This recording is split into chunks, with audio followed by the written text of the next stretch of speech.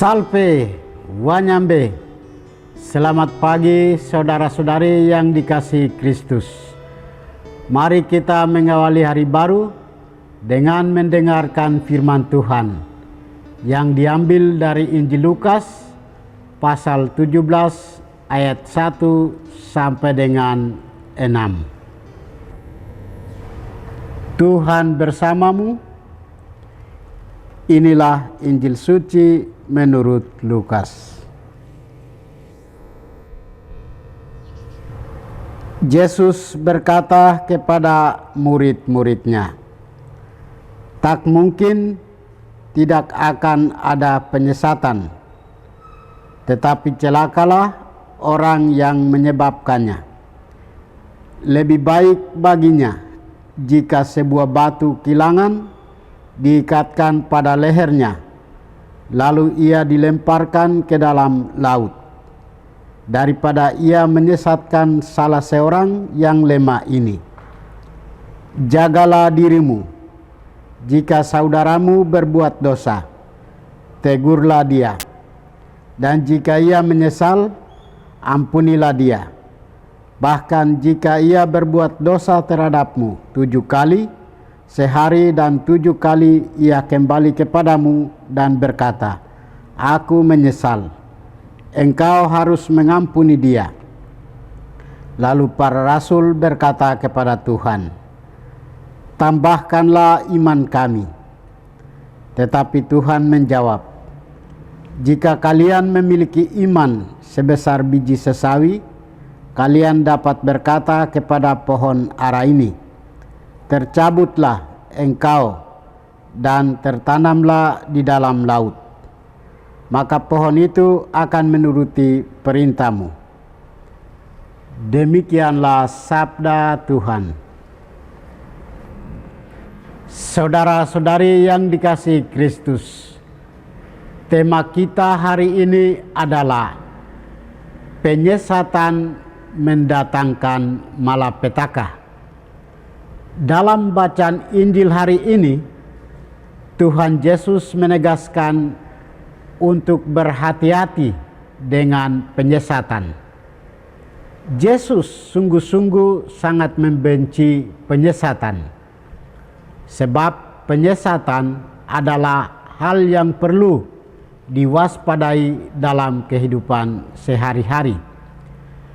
Tuhan Yesus mengingatkan bagi orang yang menyesatkan orang lain dengan berkata, "Adalah lebih baik baginya jika sebuah batu kilangan diikatkan pada lehernya, lalu ia dilemparkan ke dalam laut, daripada menyesatkan salah satu dari orang-orang yang lemah ini." Melalui ayat ini, Yesus mau menasihati para pengikutnya untuk tidak menjadi penyesat bagi sesama yang lain, saling menghormati, memperhatikan satu sama lain, terutama bagi orang-orang yang lemah dan kecil, dan yang paling terutama saling mengampuni tanpa batas adalah hidup bagi kehendak Tuhan Yesus sendiri. Maka Yesus berkata, "Jagalah dirimu.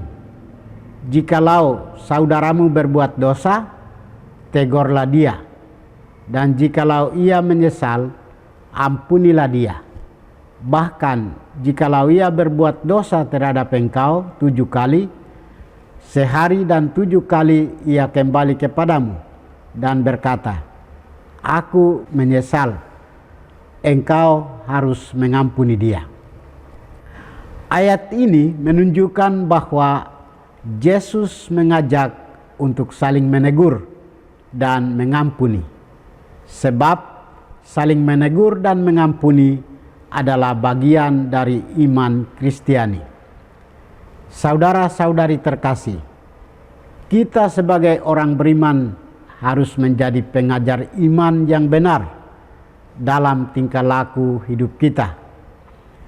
Orang yang sungguh-sungguh beriman adalah orang yang menunjukkan kejujuran kebenaran, keadilan, kesetiaan, ketaatan, tidak angkuh, dapat menahan diri, rela mengampuni dengan bijak.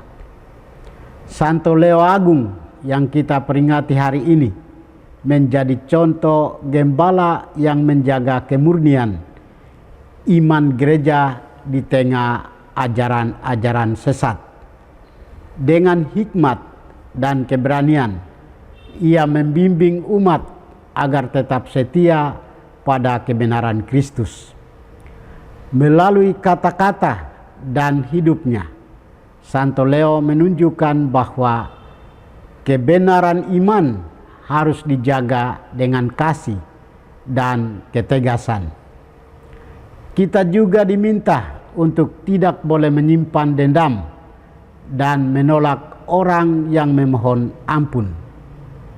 Kita harus senantiasa membuka pintu pengampunan bagi sesama kita.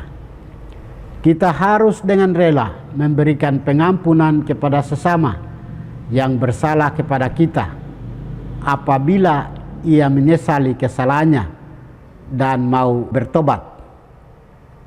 Semoga kita menjadi orang beriman sejati yang sungguh-sungguh memupuk semangat pengampunan dan menjadi pembawa cinta kasih Allah serta menjadi penyalur berkat bagi sesama.